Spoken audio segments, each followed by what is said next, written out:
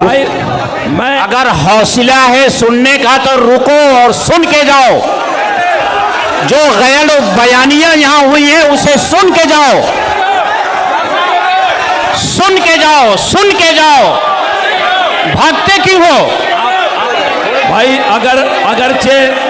अगरचे ये मजलिस हिसाब किताब की नहीं थी।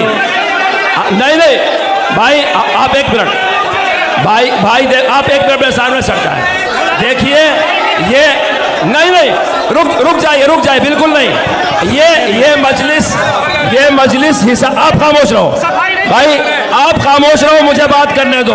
ये मजलिस हिसाब और किताब की नहीं थी। एजेंडे में रियासत का इंतखाब था, लेकिन मौलाना इस्माइल साहब ने माहौल खराब करने के लिए जो बात उठाई है, मैं मौलाना हलीमुल्लाह साहब से कहता हूं उसकी सफाई दे मौलाना, और आप लोग सुन करके जाएं। मौलाना तशरीफ लाइए।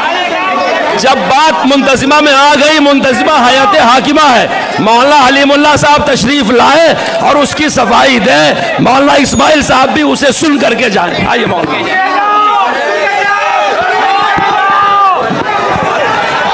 आप लोग के लिए जमा हुए।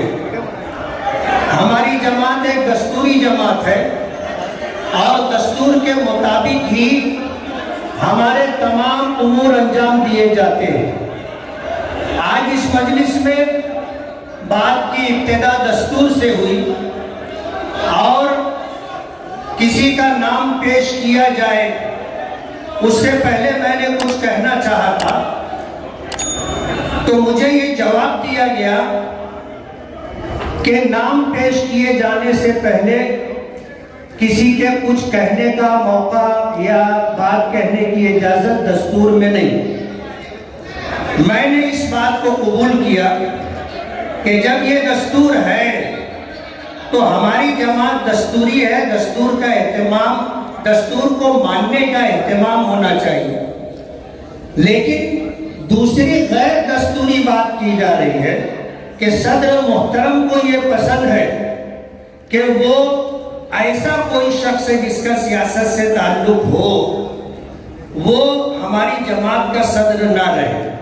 मैं मुफ्ती मासूम साकिब साहब से पूछना चाहूँगा कि क्या ये दस्तूर में है? हमारा दस्तूर ये है कि हमारी जमात से ताल्लुक रखने वाला कोई भी शख्स किसी भी सियासी जमात से ताल्लुक रख सकता है।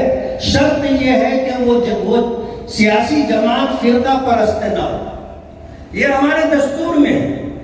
आप दस्तूर की दुहाई देते हैं, दस्तूर के खिलाफ बात सदर मोहतरम की तरफ मंसूब करके कि सदर मोहतरम की पसंद है। मैं ऐसा मानता हूं कि दस्तूर से ऊपर कोई नहीं होता। दस्तूर दस्तूर है और मौलाना बदरुद्दीन अजमल का हवाला देना, उनका अमल हमारे लिए दस्तूर नहीं है। किसी और का हवाला देना दस्तूर नहीं है। मैं अपनी बात रखना चाहता था, शायद बदगुमानी होगी तो दस्तूर का हवाला देकर के मुझे रोका गया।